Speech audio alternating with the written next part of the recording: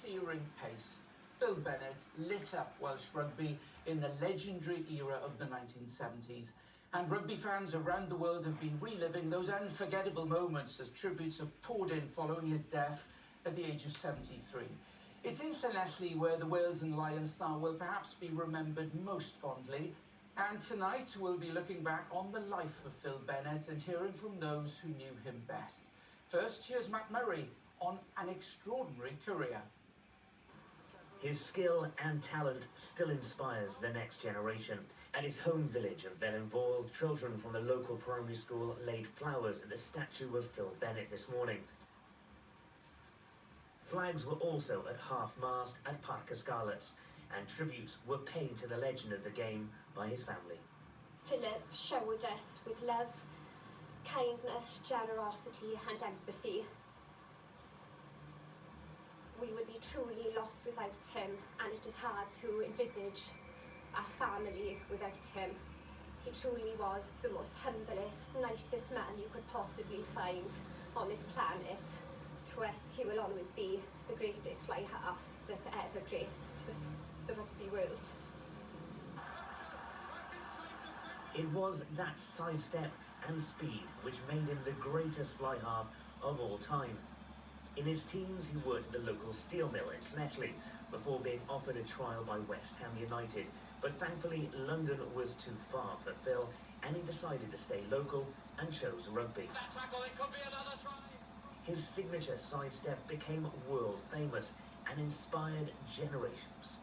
That was Phil's. That sidestep that I used throughout my career was Phil Bennett's, and I just used to watch him do what he did and practice it and use it as my own, really. He was a huge inspiration to me. His first appearance for his country was against France in 1969. In an era when substitutions were rare, he became the first ever Welsh player to come on from the bench.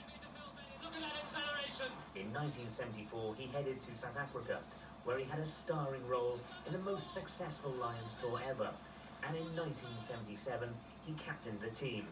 Former Lions remembered him today.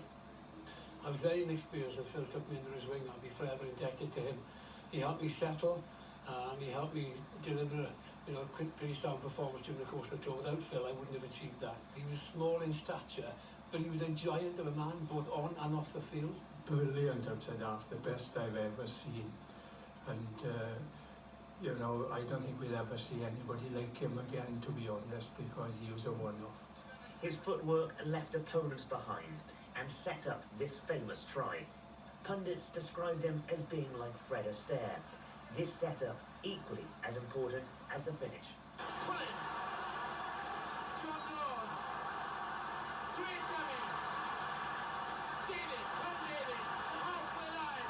Brilliant by Pinell! This is Gareth Edwards! A dramatic start! And he was always a football fan too, and this morning tributes were paid from the footballing world. He's been an outstanding servant for Welsh rugby, absolutely. And I think our under-21s play at Bennet tomorrow, and we're going to have a minute's silence on his behalf, which I think is a great gesture for him. And you're right, we're one nation, so when we play sport, we support each other. You see videos when you're growing up of the amazing tries he scored, especially one. But yeah, obviously our hearts go out to his family, and obviously it's a Welsh legend lost, and yeah, we all hold him in our hearts.